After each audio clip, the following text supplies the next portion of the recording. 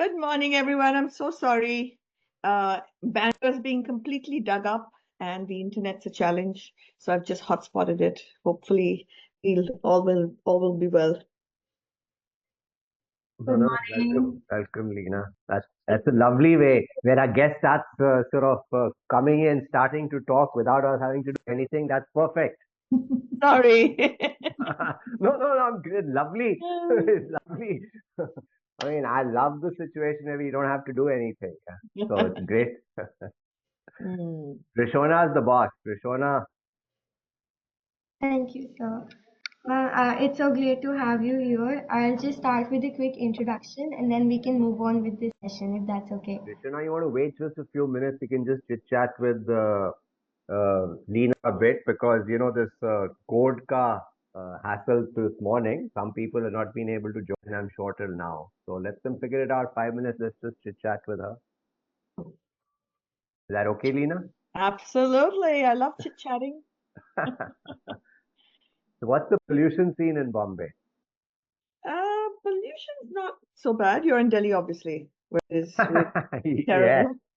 yeah. Pollution seems not so bad at the moment. I think uh, all urban areas are sort of facing the problem of lots of construction going on, Yeah, and then the dust and all from that, I guess, is also pollution. But yeah, it's just been crazy. You know, we've got Geo, which is supposed to be the best internet possible, and we've just been off it for the last 3 days trying to, yeah, make sense of the situation. And yeah. my mom is 86 and she can't survive without the television. Like lights will all go to pieces. So I've got her a dongle. And so now I've just hotspotted and hopefully we will be fine. What does she watch? Serials? She watches a lot of politics. Yeah. So she'll watch something that happened 6 years ago, suddenly comes screaming and saying, "Oh, there's an earthquake." Then we'd have to go back and show her, "Mom, that was 6 years ago." She's got dementia, so yeah, it comes with its cuteness and its quirks and the whole lot. Yeah, so you know, my mother-in-law also has dementia and she's with us, but she's sort of further on based on your mom because Hmm. her ability to communicate is not there. She's understanding what's happening, Yeah. but she's not able to communicate. So yeah, it's a terrible thing. But that's what the doc said. Slowly, you'll find that you know she's becoming like a 2-year-old. So that's Yeah. Mom's already there. My yeah. mom's already there. Asked me the same questions in the span of 30 seconds, the same question like 50 times. So just Rishon, I just want to ask you, sweetheart, is it okay if I just do a Q&A rather than me go and do a 10-minute talk? Yeah, it's sure. We can start with the Q&A straight away after the quick introduction. Yeah, so you can ask me Rishona, you anything can you go want for to it. know about my life, about anything at all, and then yeah, you ready? Rishona, you can start. Okay, I'll start. So, Yeah. Lina, ma'am, is passionate about children learning peace, happiness, self-mastery, and creating a world of abundance. Lina, ma'am, moved to India from Australia in 1991 to teach in Mumbai, and she was aghast by the antiquated approach to learning there. And then she established Kangaroo Kids in Billabong high schools and successfully developed a learner-centric education system with research-based curriculum, practical application of knowledge, and international standards. The schools are partnered with Miss Lina and the brands operate in 17 cities in India and Dubai and in Maldives. Her vision for social impact aims to educate 1 billion children today. So we host our meet and greet session with her today. Thank you so much for joining us, ma'am. And before we start with the Q&A, would you like to share a few words? So yes, Rishwana, I don't like being called ma'am. I think that is itself very antiquated. Please call me Lina, or if you're uncomfortable, call me Miss Lina. That's fine. But yeah, I think we should all let go of these things that the Britishers enforced on us. Sure, ma'am. So, thank you so much. Sure, sure, Lina. It's Let's tough. It's go. tough. It's tough. I'm so used to saying ma'am to all the teachers and all the mentors here that it's hard to adjust with Miss Lina, but I'll try my Try.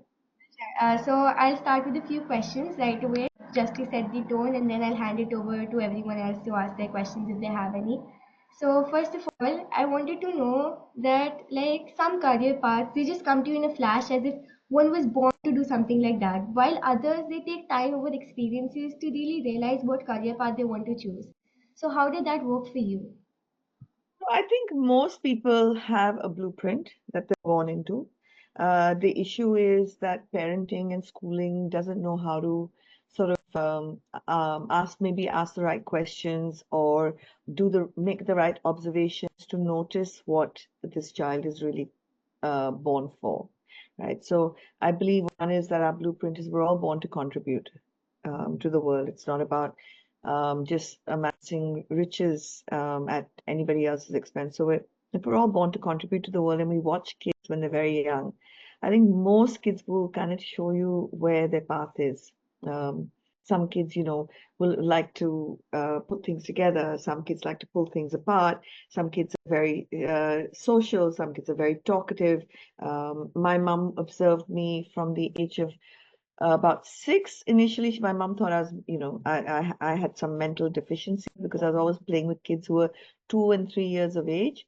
And then suddenly she realized that I'm not actually playing with them, I'm teaching them. And this is when I couldn't read a book, yet I would pretend to be able to read the book and be telling them stories, and they were always around me. And all my role play was around being a teacher and telling stories and singing songs and engaging kids and getting them excited about learning, even when, I couldn't do all the things that I was teaching them to do. So my mom watched that. My younger brother, we went to Australia and we weren't well off, and my younger brother would start with, you'd get these cricket cards in bubble gum packets. And we'd be able to afford to buy him one.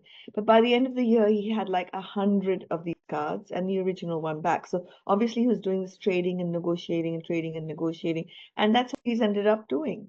And my older brother is that really smart professor type, right? That 1 percentile in the human race intelligence. And he's largely turned out to be a theoretical, technical guy. And so if you watch 3 kids with similar DNAs, I mean, we have the same mom and dad. We've got like 3 really different life trajectories. And that can't be. We've had similar experiences. We've had the same mom and dad, similar DNA. So there has to be something, I think, that's about, something that you were born to do, that you have a blueprint. That was really great to know, and I really hope that each of us here is able to find that sort of passion that comes to us naturally, and we're also able to follow it through. So, But second, I think we overuse the word like find our passion and see it through. So rather than that, what I'd like to ask all of you to do is to say, what am I deeply curious about? Yeah, what are the core questions I have?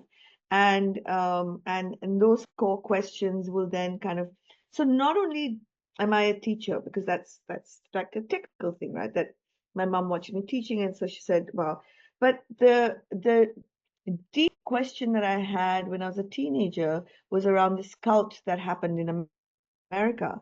And this guy who got all these mothers to, I don't know how old the kids here are, but it's a real thing. When the FBI were approaching him, he got the mothers to poison their own children and then commit suicide. And it was like, that was like, I was a teenager and I'm looking at that and going, how? When every cell in our body is meant to help us to survive, how did he manage that? And then I started understanding brainwashing and brain programming and the subconscious mind, and I started investigating, the kind of wounds we go through in childhood, and why do some of us be able to take our pain and turn it into some form of purpose?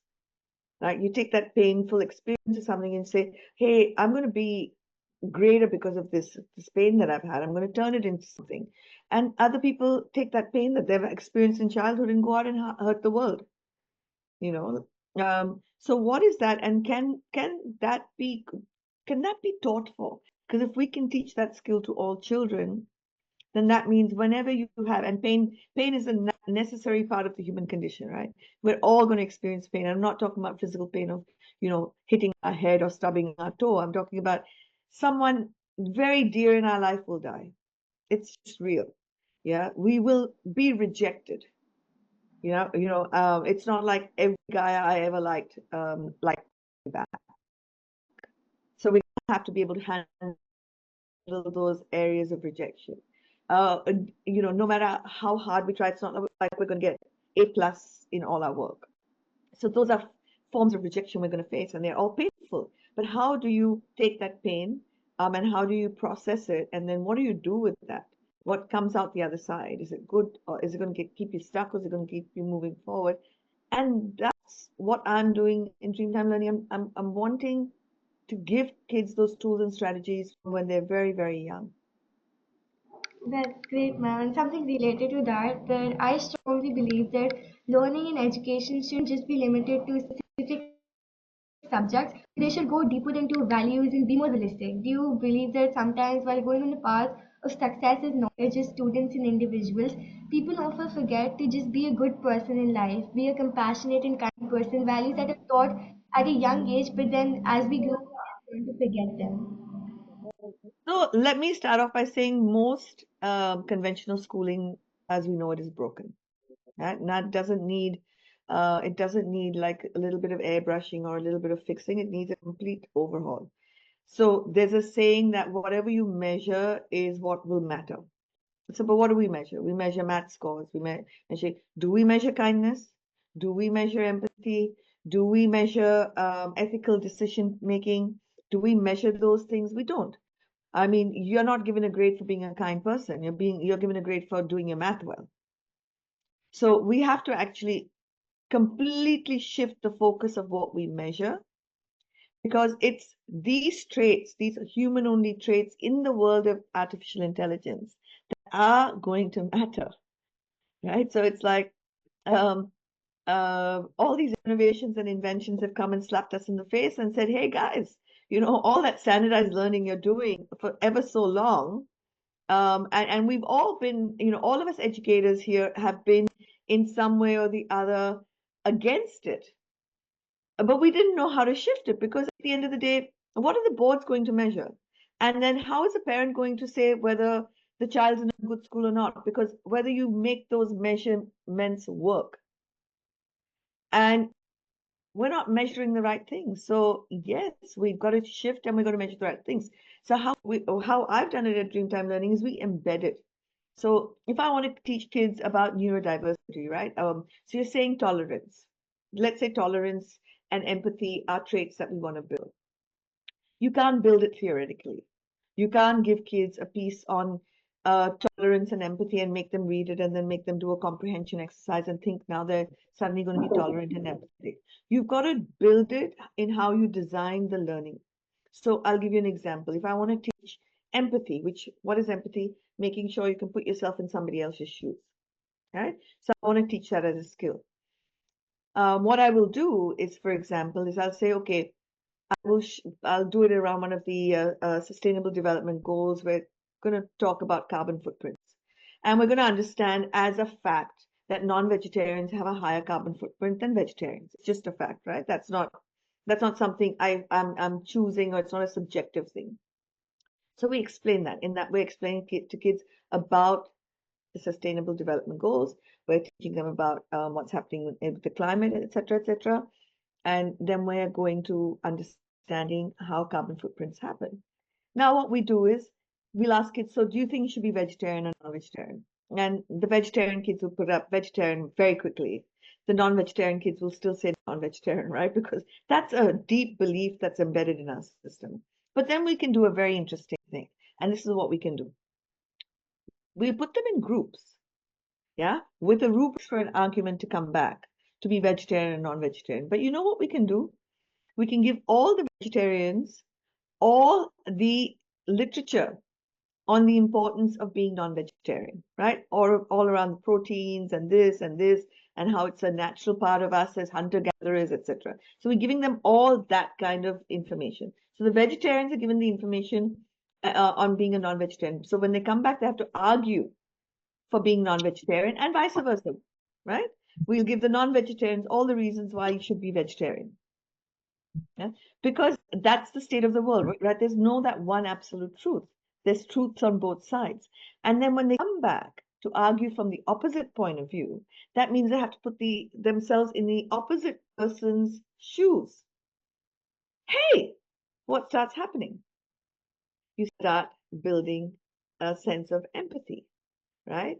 I need to know that my viewpoint is not the only viewpoint. I need to know that there's multiple narratives and multiple stories, and this is how I will design it. I think that's the point of view that I've never thought of before because, like, in the schools that I've been to and grown up in, we have never done any such kind of exercise. And when it's about debate, then it just goes till that debate and doesn't go deeper into those holistic values.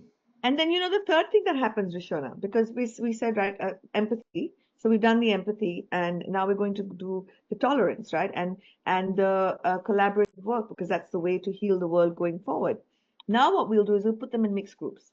So you'll have 2 vegetarians and 2 non-vegetarians in one group, right? And now their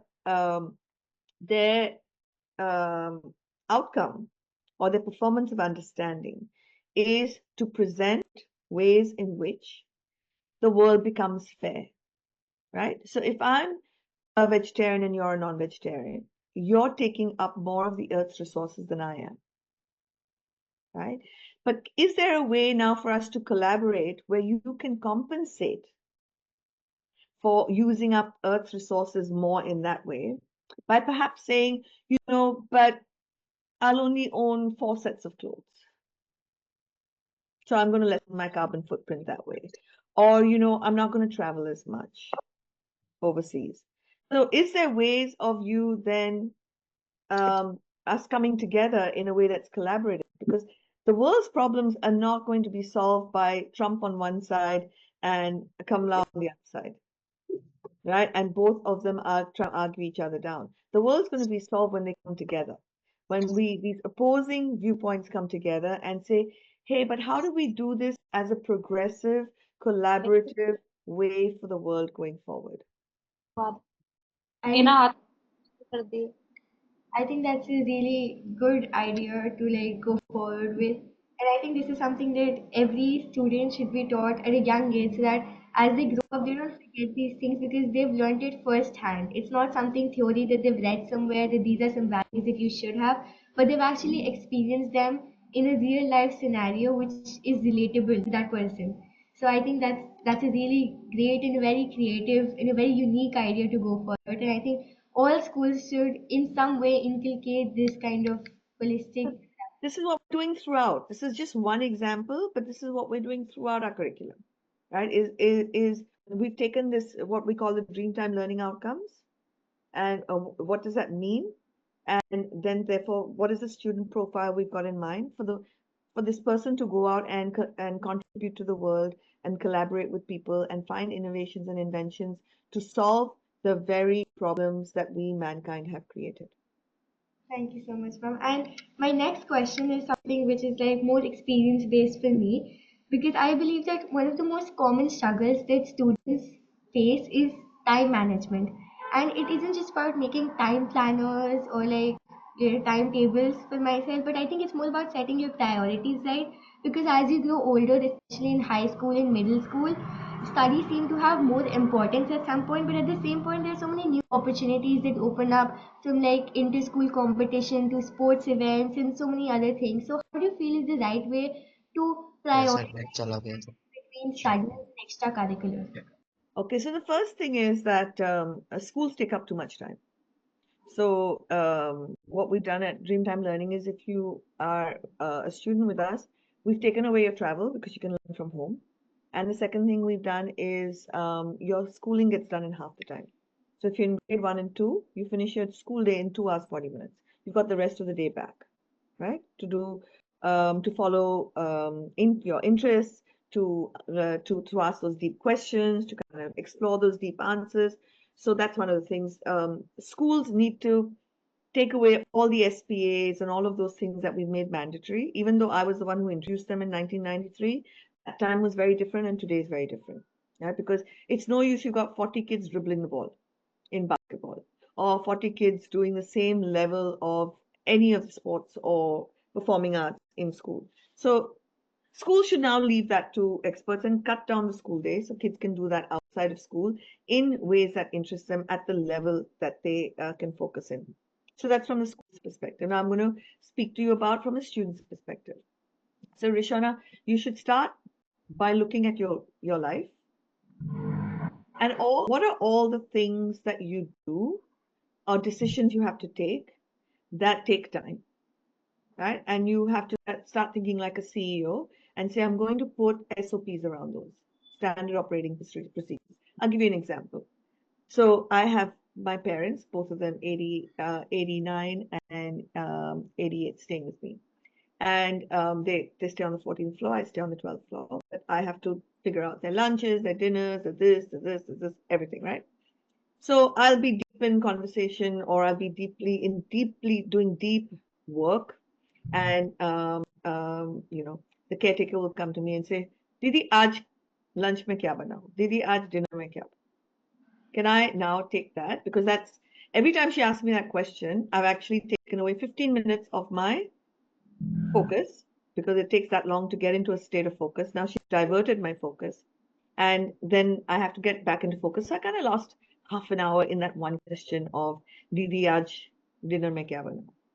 So you take that and you say, okay, that's a problem. Now so you start thinking in a way that a design thinker would think. What have I done? If you come to my house and go to the 14th floor, on the fridge, we've got 15 days lunches and dinners pre-programmed. Yeah. So that took me that 10, 15 minutes to do, to put up like in a timetable like this. And then she knows what she's making for lunch and dinner. It saves her time because she's not now saying, okay, I now say this is what we want for lunch, and then she'll run out and get the vegetables and the whatever else that she needs. She knows she's doing this in advance. So when she does shopping, she has her whole list ready. I've saved her time, I've saved my time, I've saved all times, right? So that's one way to do it, is to look at all the areas in your life where you're making unnecessary decisions that are taking away your focus. How could you put that into a standard operating procedure? The second thing is something that a guy I interviewed called time boxing, and I time box, right? So what is time boxing? That ये पता कौन है? because Priyanka, your first oh, school owner, Lina Ashar, Kangaroo Kids.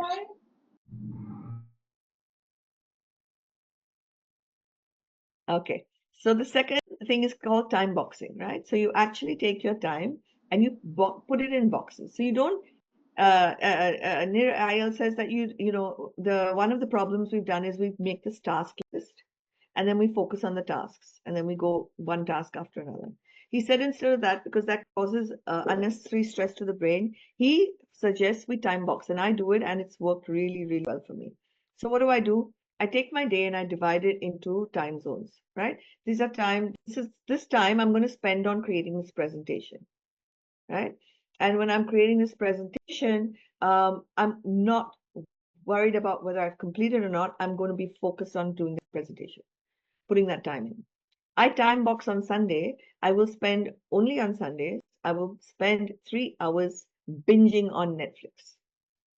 But I time box my leisure, right? So I put all these things into time boxes, and you will find yourself a lot more productive than otherwise. I think that's a great idea to like manage your time and manage all the other things that you have to do in the day. And I really like the idea of time boxing. I think that's something a unique idea to really plan out your day and how you're going to go things. So the next question is that your book, Who Do You Think You're Kidding, talks about parenting in the modern age. So I particularly found the title of the book to be rather interesting and unique, and I was curious to know where the idea for a title like this one came from and what was the ideology behind it. So, at multiple fronts. One is we parents think we know what's best for our child, but who do you think you're kidding? Right? Kids have, we think we can discipline kids, but who do you think you're kidding? Kids have got a mind of their own. They've got a uniqueness of their own. But one of the things I want to tell you is that that book is really outdated. Just like what I created in Kangaroo Kids and Billabong High is outdated, the book itself is outdated because the world has changed completely. I'm writing a new book, and it's about parenting in the age of AI and educating in the age of AI. Things have changed completely in the last in the last 1 year, right? So the thing is that with new information and new things, technologies being developed, etc., what it means for parenting and schooling is shifting at such an incredible speed. And that's, I think, where parents and teachers start feeling anxious because it's impossible to keep up. Thank you so much for sharing that. That would be the end of a couple of my questions. And I'd like to hand it over to the audience to ask their questions if they have any. Thank you so much. Lina, I thought maybe worthwhile for you to just talk a little bit about your life, right? So that people sort of know your journey a little bit. Okay. All right. So I rely on Steve Jobs' quote a lot. You know, you can't connect the dots looking forward. You can only connect them looking backwards. And it's interesting you asked this now because a lot of what I thought I knew about my life, I can only see kind of in reflection of it, right? So one of the things is, and this is for kids, is a lot of things are going to happen to us, right? Because we're all kind of shaped by our life experiences. But the thing that I really would like to focus on here is what is really important is the story you tell yourself about any experience you have, because we're not always going to be in control of what happens, right? Someone will die. We will suffer rejection. But what do we do if we change the story, the meaning? We can absolutely go from being stuck to kind of moving ahead.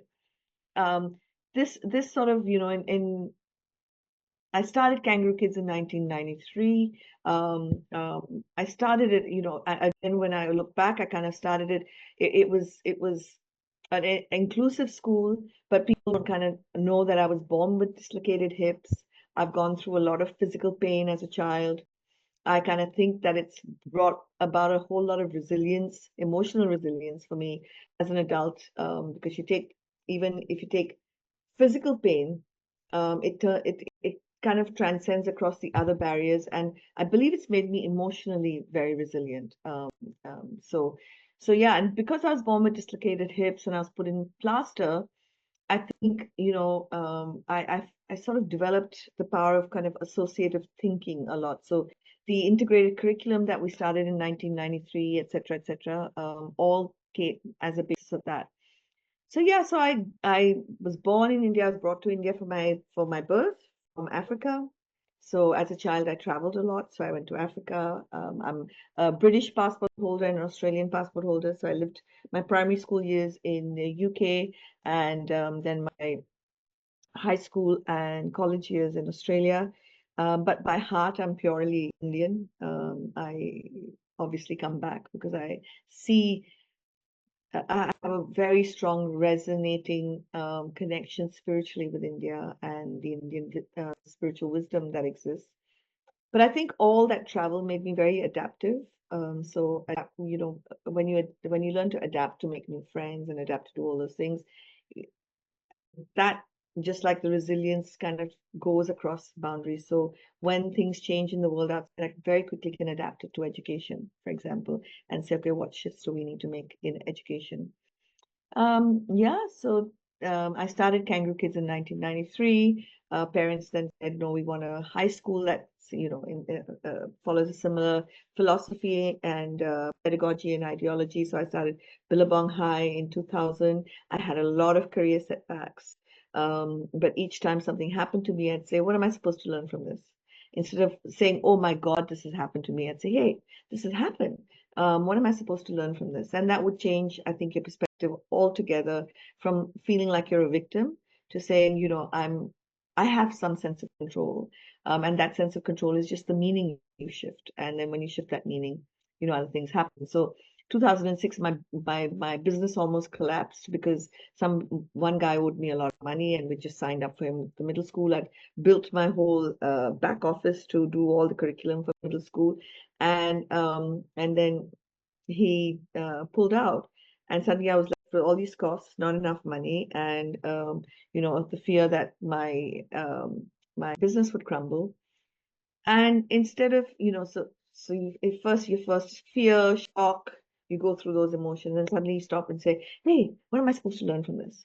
Um, and then from being stuck, you get unstuck, and I started. And again, you tell yourself the narrative of what's the worst. I said, the worst possible thing that can happen is all the franchisees leave, and I'm left with one Kangaroo Kids school, and that will make me enough money to earn my daily bread.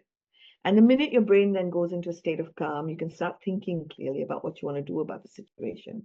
And so, yeah, I only rose from there. I went and said, okay, I think the universe is telling me to build my own school, because I didn't have my own school till then. So I went and built my own school in Maldives. And when I actually sold the whole company, the value we got was thanks to the school in Maldives. So sometimes the universe is just telling you to move, and you don't see it. You think the universe is slapping you, but the universe is not slapping you. It's just saying, this direction is not good for you long term. You need to shift direction. And so therefore I'm going to put a roadblock there. So you're forced to move in another direction. And then that's what happens. So yeah, so I sold that in 19 I sold the whole company in 2017 because I understood that the world's changing again.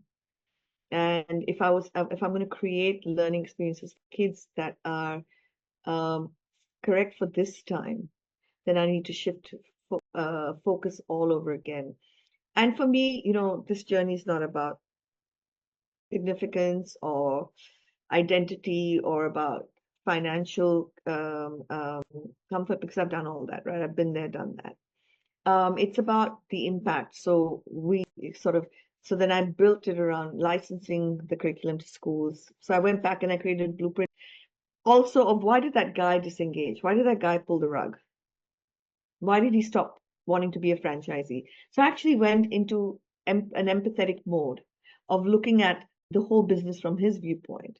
So when I built this business, I built it on the back of all the pain points of everybody in the system that I had created previously, and coming to it with a fresh perspective and creating the blueprint from that point of view of, making sure that everyone was, that I was benefiting everyone in the ecosystem. Yeah, so that's where I am. Thank you. Thank you. Sandeep, I have a question for Lina. Can you just wait, please, one sec? Jugjeev is hosting and he will do the question answer, please. Yeah, if you have a question, you can put your hand up, and I'll sort of, or Rishona, one of us will sort of come in and say, please ask the question. But you please go ahead. Okay. Thanks, Jujit.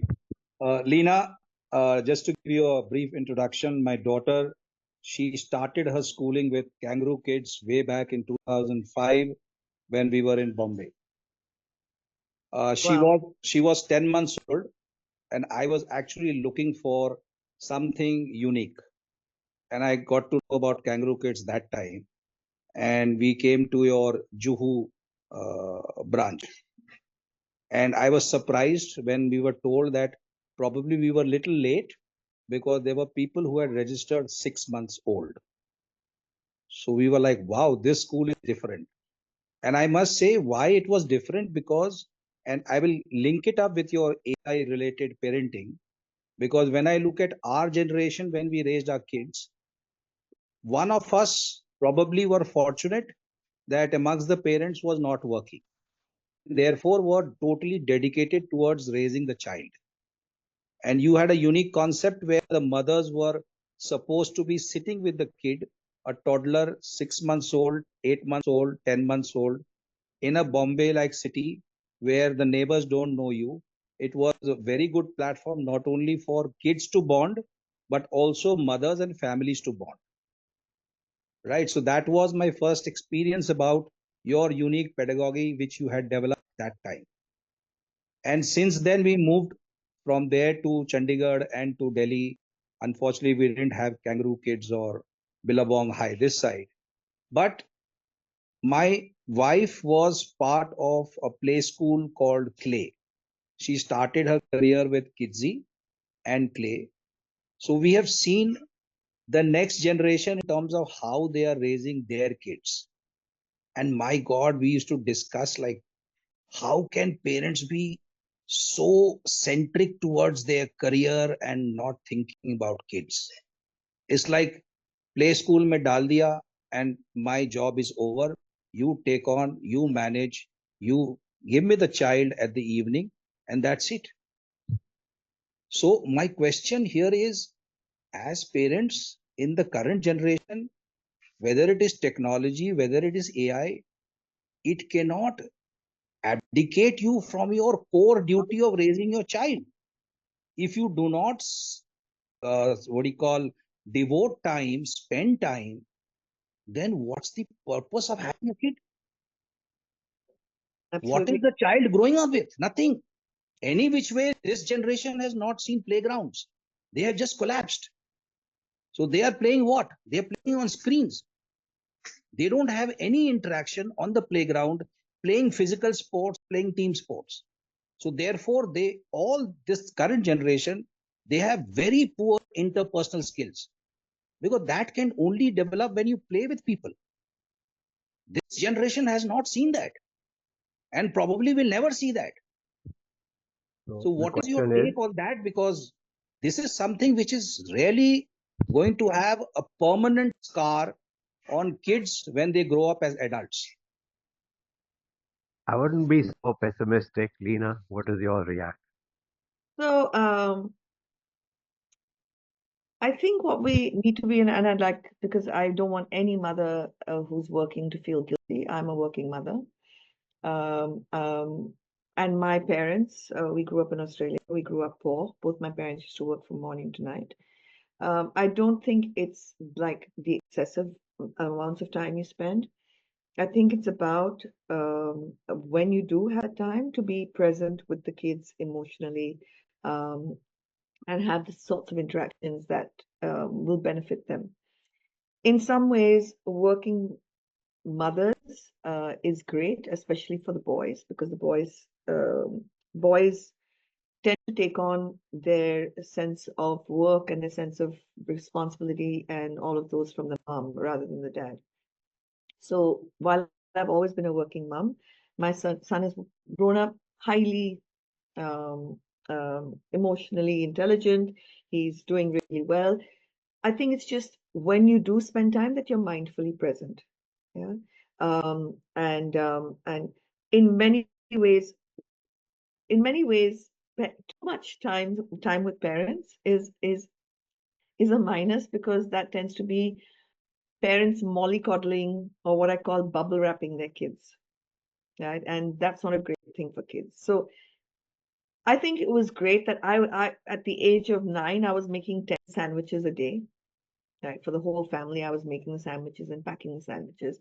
We all had chores in the house. We all had responsibilities. We all had to do the work of life to be part of that family and to be, so we all had our chores.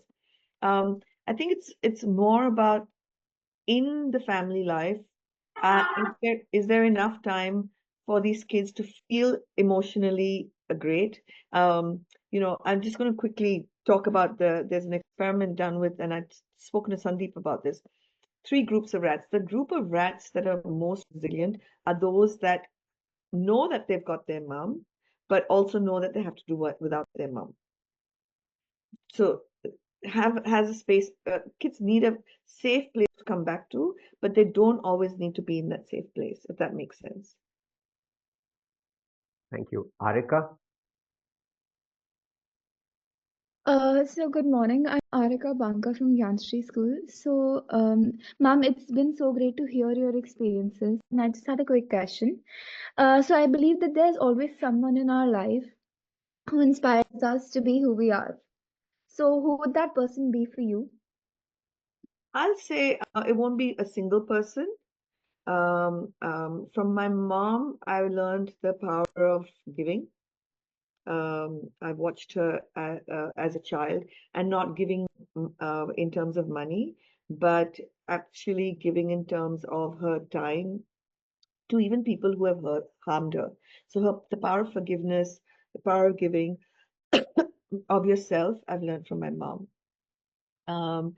From my dad, I've learned resilience, anti-fragility, right? So dad's gone again and again and rebuilt his life. And when we built our life in Australia, and today we'd be called a wealthy family. But when he started building that life, that's not what we were. And he showed us step by step how to overcome fear, how to take calculated risks, and that you can start your life off again at any age. So I think I kind of learned that stuff from my dad. From my younger brother, I learned that if learning is relatable, then you can do anything. You can get kids to do and learn anything you want. So I learned that from my younger brother. So I think from each person in my life, from my son, I've learned spirituality. My son, at the age of 4, was I used to feed him chicken tikka and fish fingers, and he used to love it. And then one day, at the age of 4, he looked down and he said, um, um, "Okay." No, it's not for you. Oh, okay. I said maybe I'm good. Maybe I'm a puppy. No. So he looked down and he said, he just asked me, "Mama, how would you feel if somebody killed me and ate me?" And I said, I didn't know what to say. So I said, "I'd feel terrible. I'd cry." And he said, "I can hear this chicken's mama crying for him." And he turned vegetarian from that day onwards. He taught me things like if I was going out to buy a shirt, and he'd say to me, "But Mama, you've already got this shirt in another color." He taught me to be mindful. If we were in the car and the strawberry guy came and said, "This is for 70 rupees," and I said, "I'll give you 60." And he said, "But Mama, why are you bargaining? What does 10 rupees mean to you and what does it mean to him?" And so I think my son taught me spirituality and to be, a lot more present, mindful, and human. So I think I've just had a lot of role models. I'll even say this guy who I spoke about in 2006 who pulled the rug from under my feet, I'd say he's my mentor as well. So I think anyone's the mentor for you, whether they appeared in your life in a way that's nurtured you or in a way that you feel has harmed you. Because the minute you put that lens on that, what has he come to teach me? Now, what does this life experience come to teach me? Every life experience, every single person in your life is your mentor. Sandeep taught me how to keep time. Right. Lina, most of those the folk song are in school, and so can you sort of share what would be your definition of success for a child and in school? I think it's sad if we are asked to define success for a child. I think children need to define it for themselves because a life well lived will look different to you and different to me. Right? And I think we need to let kids take the lead. You know, I was listening to the Warren Buffett's kid, who's possibly got all the access to wealth in the world. He runs a farm. And he's not, I think one of the greatest things that these parents have done is they're not giving their wealth to their kids. Right. So, but he runs a farm and he's really happy and he doesn't need more money than what he has.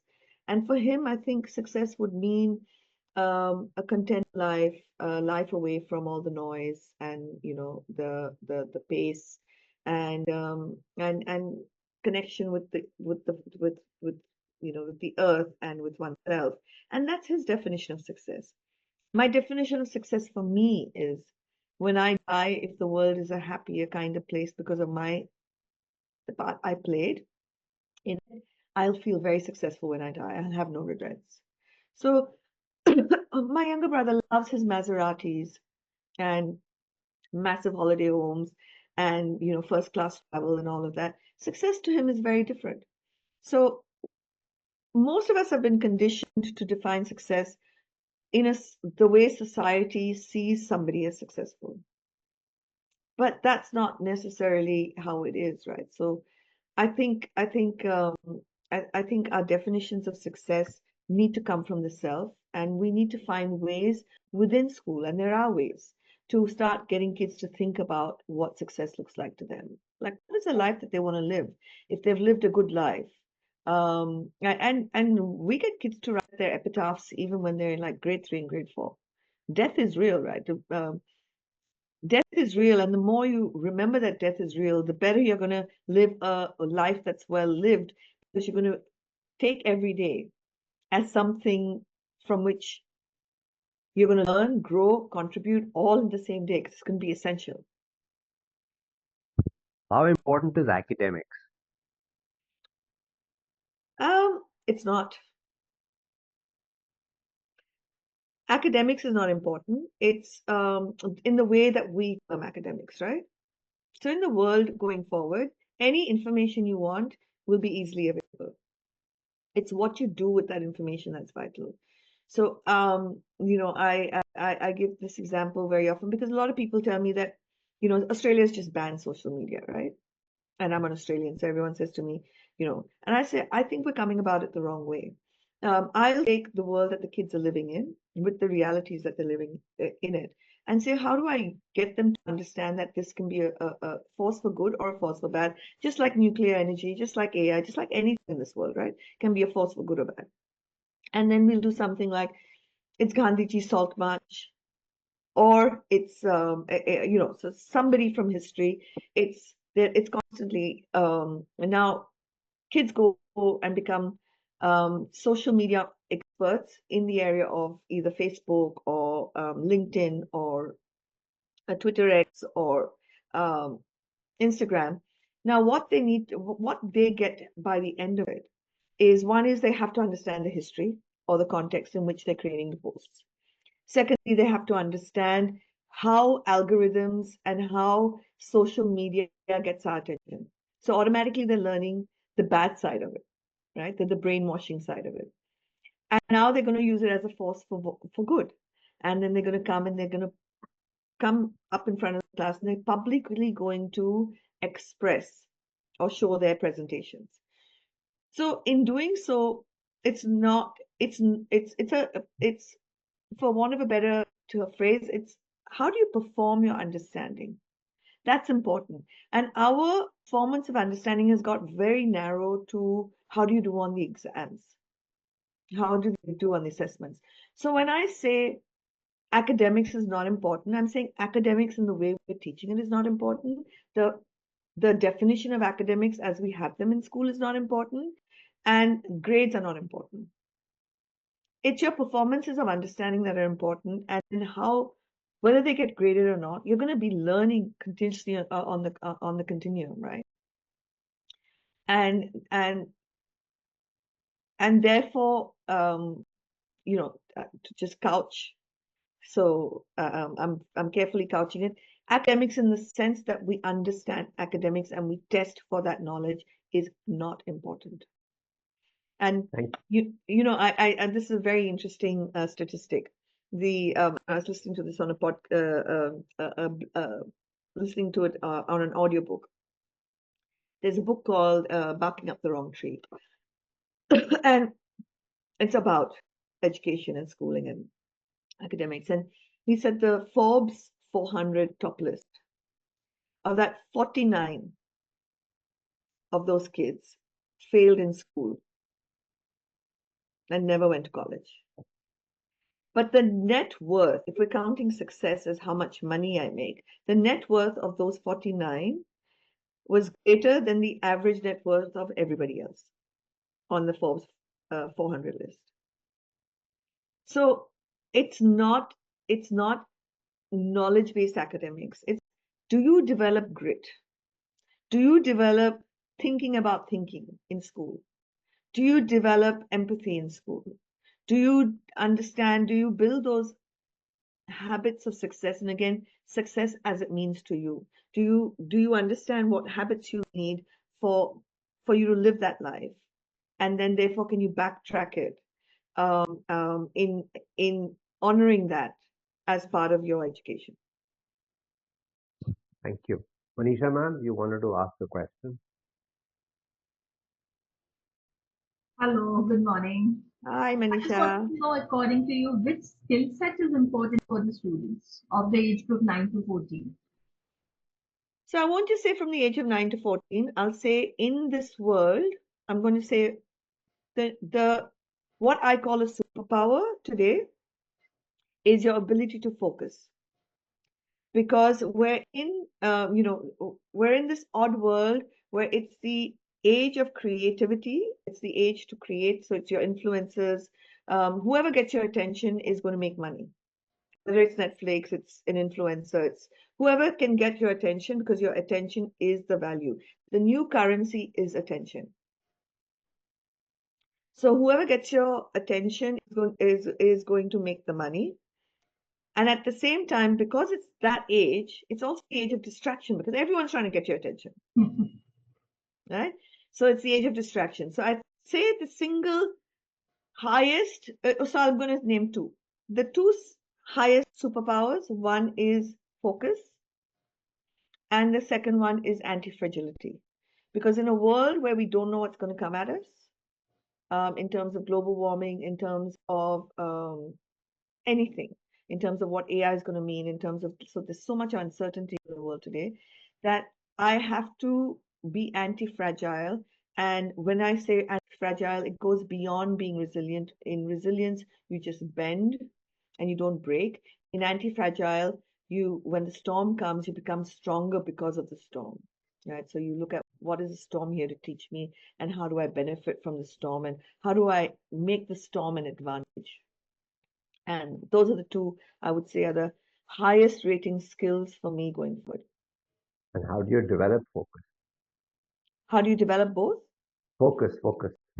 How do you develop focus? So one is education will have to change because it's really difficult to focus when you're not able to relate what you're learning in the classroom to your brain can't relate it to how that learning is going to help you survive in the world outside. There is that lack of relatability. It's very hard to focus. So if I was to read something about behavioral science, neuroscience, all the areas I'm interested in, I'm highly focused. If you were to give me a tax manual to read, which is not my area of interest and I can't relate to it, it's going to be really difficult for me to focus. So the first thing is we've got to actually completely shift education on its head. It's got to be self-driven from the area of interest of a child rather than what we're dictating to a child. They should be interested in. So that's how you develop focus in terms of education. In terms of for a child, you're going to build in teaching self-regulation. You're going to build in mindfulness, meditation. What does flow mean? How do you get in states of flow? So that's how you're going to teach focus.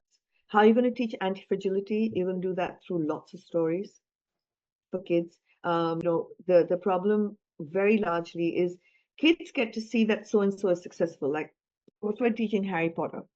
So one of the things we will do is, kids will understand that J.K. Rowling's went through so many setbacks before she became, and there's so many interesting things we can do with AI. We can actually have kids interview J.K. Rowling's using AI. And asking the questions around grit, around anti-fragility, around how many times did she get rejected, and how did she cope with that emotionally, and what did she go through? So we're going to have to, when I say that EQ is, if I'd have to turn education on its head, I'd say 80% of our time should be spent on developing EQ and only 20% time on IQ. So we need to completely shift the pendulum. That was wonderful. Thank you so much. So Anjali is asking how students can get rid of stress. So firstly, like I said I was speaking at a school yesterday, and a teacher asked me that when you give children difficult things to do, they don't want to do it. I said, firstly, your language is wrong, right?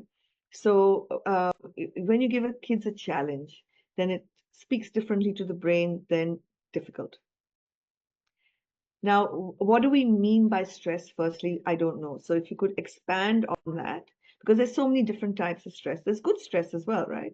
It's not like I'm sitting here with zero self-consciousness around how I'm looking, how I'm behaving, whether my speaking is in flow. That's good stress. It's good stress to have because I'm going to learn from that stress, and I'm going to, it's going to help me. But the next time I speak, and the next time I speak, so there's good stress. So if you could expand on what you mean by stress, that would be very helpful for me to Okay, answer the question. Anjali, so you've got some work to do to explain what you mean by stress. Okay, so I'm just curious. When you go into a class as a teacher, do you have any expectation of the kids, if any? Do you have any expectations? High ones. So there's enough research work that a teacher who walks in with high expectations will get a much better result than one who walks in with low expectations. There's enough research done, studies where one teacher's told that this group of kids is numbnuts, and they're actually really high achievers. And then she walks in and she actually lowers their grade, and vice versa. So I have very high expectations of myself that I will make this class relevant, relatable, engaging, exciting. I'll do everything I can to make it um, to build curiosity and create excitement for kids. That's the expectation I have of myself. The expectation I have of kids is when I put that much time into walking into that classroom with that level of work done, then I have very high expectations that kids will engage and they'll do well. Right, right. Rishona, how are we doing on time? So we're almost at the end of it. Okay, so I think for Anjali's question, let's just talk about Stress in stress general. of school, stress of school, so many things to do, academics, and parents want you to do stuff. So just let's talk So about that. So let's that stress is and anxiety is going to be the next biggest cause of health concerns in the world, as the World Health Organization points out, that anxiety, depression is all going up in the world, and a lot of reasons for that. One is what we need to understand as parents and teachers and human beings is our brains evolved for survival when we had tigers, snakes, etc., etc. So it's highly prone to understanding scarcity and fear. But we've moved into a world where that's not the case, right? We don't have tigers coming at us. At best, I'll have a spider. But but the interesting thing is the amygdala, which is the fear center in the brain where the anxiety happens, is in humans getting bigger rather than getting smaller, when it should be getting smaller. So that's a really interesting thing to know. It's specifically for kids. You mentioned this earlier. We've taken away nature. Nature self-regulates. It brings your nervous system completely into balance. We've taken that away, right? So when you hear birds chirping, your amygdala says that the world is safe. So it starts getting smaller. Yeah, it stops going into overdrive. But we've taken all of that away from our kids. Like it's a concrete jungle. So they're already in a heightened sense of not having the regulation. On top of that, we're giving them sensory overload. Right? Sensory overload. If I go out into Bombay, I've got noise coming at me, I've got things in my face coming at me, I've got smells coming at me, so I've got sensory overload all the time. So that's the second problem that we have. The third problem we have is we've got into this rat race of this treadmill of success and what it looks like in school. And it's all grade related. And now we're over managing our kids, over scheduling them, over prescribing stuff to them. We're just doing too much. Kids don't have downtime. Kids don't have time to just be kids and just play and play without an end objective in mind. right? So those are things in terms of if I'm talking about from a school point of view, increase recess, increase lunchtime, cut out unnecessary stuff that we're teaching kids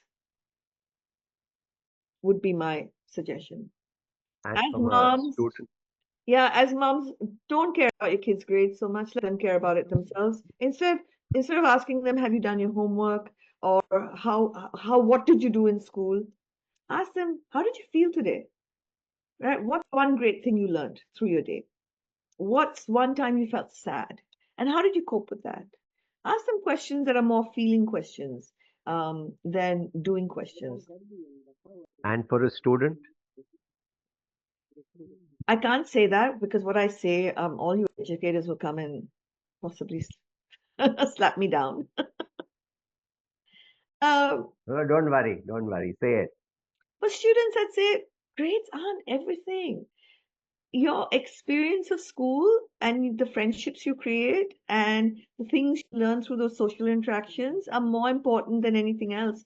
And this is not gyan for other people's kids. My brother, the older one, who's the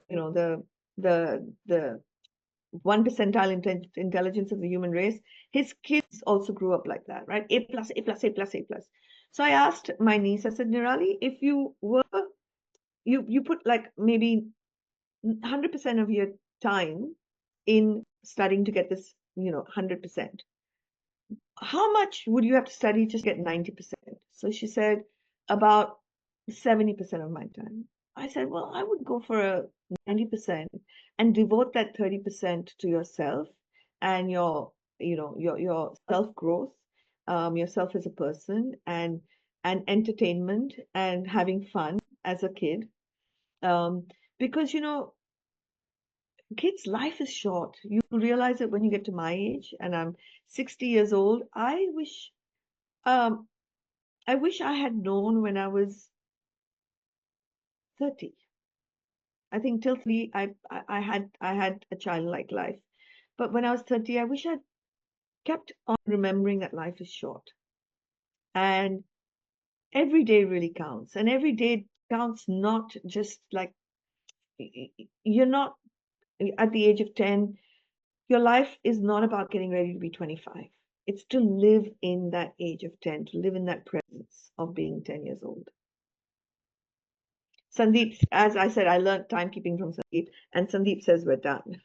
Yeah. So for everybody's information, Lina ma'am's going to be back with us and is going to take a few sessions for us over the next 3 months. So we look forward to that, Lina. And thank you so much. And back to you, Rishona. I'll only do that if nobody calls me Lina ma'am. Okay, Lina.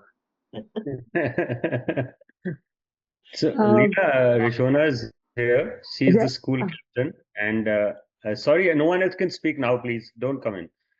Leena is important to us as much as Rishona, literally, because we have, like Jugjeev calls Rishona also a huge mentor. He said this morning that she's been with us as one of our first students at my good school.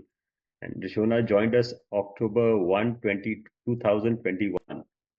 So she's got a huge role responsibility on her, and she single-handedly connects with people and brings them on board. Thank you for having her as your host. Over to you, Rishona. And last but not the least, like Jojeev said, you'll be here again. So I've had to say thank you to people still asking questions and sharing experiences. Rishona, over to you. Thank you so much, sir. And thank you, Miss Lena, for joining us today. And it was a really wonderful experience. And I would say that, like personally, when I hear people at my school or anywhere else, do a little Q&A with students, sometimes I feel people go on and on about lectures. And at some point, I just divert my attention to my own thoughts. But I feel in this meet and greet, I was totally on what you were saying, and I don't know, but like whatever you were saying, it really connected to me, and I really like the way that you have managed dream time learning and all your ideas and the uniqueness and creativity in them. I feel that this was one of the most engaging sessions that I have ever attended or hosted, and thank you so much for that. Thank you, my darling. And if anyone wants to follow the philosophy process, please follow me on Instagram, where I give daily doses of gyan. Okay. Thank you, everyone. Thank you so much.